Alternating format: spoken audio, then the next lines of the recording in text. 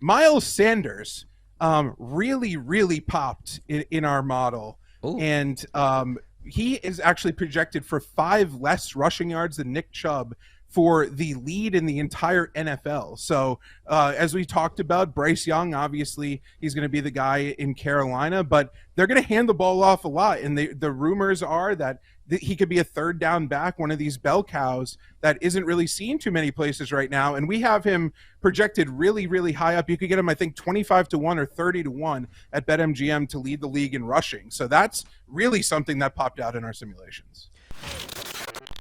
Yeah, so I think the craziest projection, the most surprising one here, is that we have the Patriots finishing better than the Dolphins and the Jets in the AFC East, which is kind of surprising. We have all of these teams kind of finishing around each other, but we have the Bills at 10 wins, the Patriots at 9, and then the Dolphins at 8.5 and the Jets at 7.5. So I know that obviously the Hard Knocks effect, the Aaron Rodgers effect in New York is real.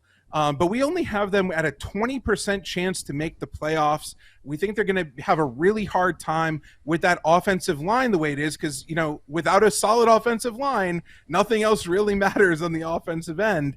And we're giving them just a 9% chance to win the division. So that's really surprising just given so many, all the talk right now, all the hype around the Jets.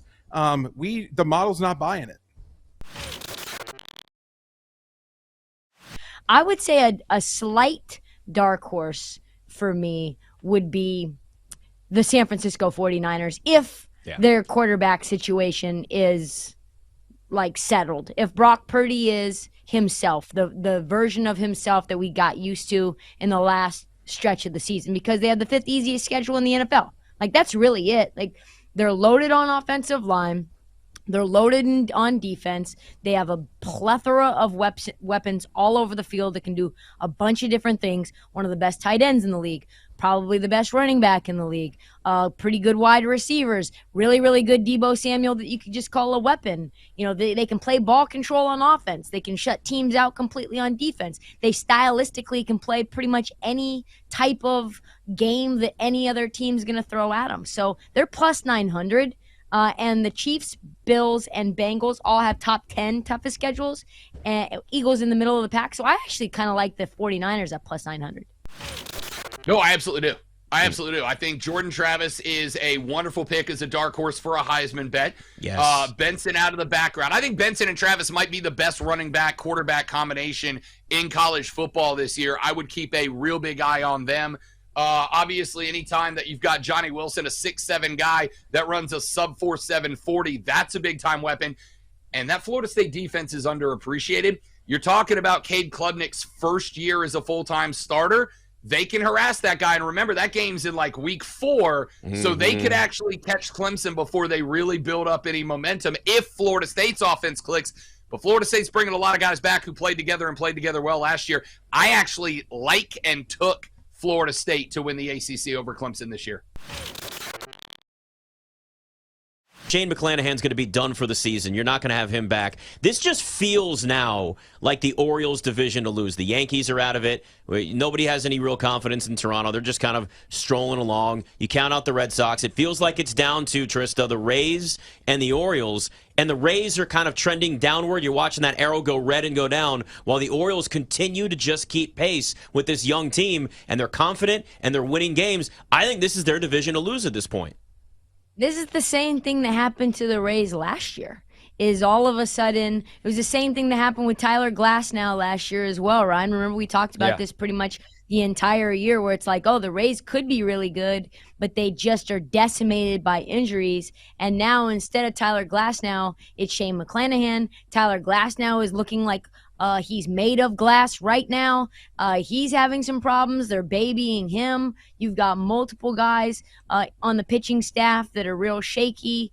And thankfully, the Rays have, a bevy of pitching in their development machine. But yeah, man, this feels like the Orioles have found a way to catch up midway through the season where the Rays were in the beginning of the season looking like the hottest team we had ever seen in Major League Baseball history. Yeah, and that's what concerned me, though, because I played the Rays, because we were getting almost a 4-to-1 price on them preseason, and I didn't buy into the Yankees hype. Baltimore was the team that concerned me, but I thought, like last year, they were a fun story. This year, I went over on the win total. I thought they were going to be a wild card team. With the Rays, though, you look at the schedule, they kind of like feasted on cupcakes. You know, like it was a cupcake schedule the first 2.5 really months of the season. And now, like the rest of the way, they play a top 10. It was the toughest schedule in all of baseball, but obviously that adjusts a little bit. But still, you have 4 games still against Baltimore. They're 8th right now. Yes. 8th toughest schedule. 6 against Toronto still, 3 against the Giants, 5 against Boston, 2 against the Marlins, you know, teams that are also fighting for a wild card spot. And then, you know, you look at Baltimore, pretty easy the rest of the way. You still got 3 against the A's, 3 against the Rockies, 3 against the White Sox, who were a dumpster fire, 2 against the Nationals, who just got no hit last night. How dare you? We don't talk about that. 3 against the Cardinals, who are terrible, and then 3 against the Padres, who, like, still 5 games below 500. I'm writing them off. So I'm about ready to burn this ticket. I'm going to hold on to it, but I think the Rays are completely dead. Like you said, this is the same thing that we saw last year. All these injuries now to the rotation. The bullpen isn't what it was the last 3-4 years, so I think Baltimore's the way to go. I mean, I'm not going to play them right now because I could have had them, you know, at a crazy price to win that division preseason and even 2 months ago. So I'm just going to stay away. But yeah, I think I'm done with the Rays this year. I think they're going to let me down. Now I want to see if they even get into the wild card, to be honest with you.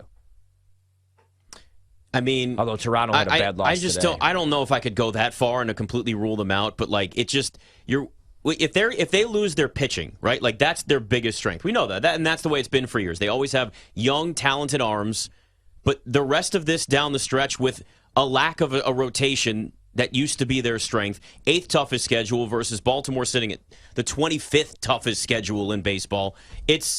And they'll also see each other 4 more times. Like that's going to be the difference when you move into the last, the last couple of weeks of the season here. It's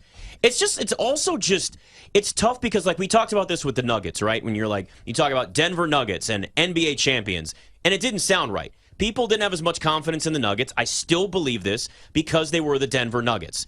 And you didn't adjust, like we didn't adjust to the Warriors in 2015. Right. Well, to talk about the Orioles winning a division, you kind of sit there and go, yeah, but it's the Orioles, and they're young at least, and they're a fun team.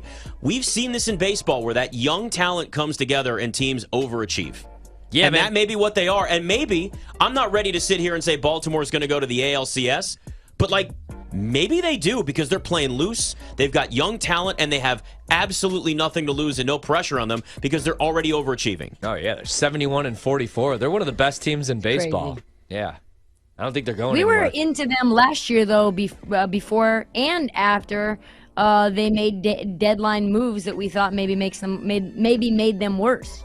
Trey Mancini, for one. Yeah. I mean, they went to the point where you thought they were trying to sell off, and they just kept winning. They're like, no, we're trying to lose. Stop. So I guess they're destined to be winners.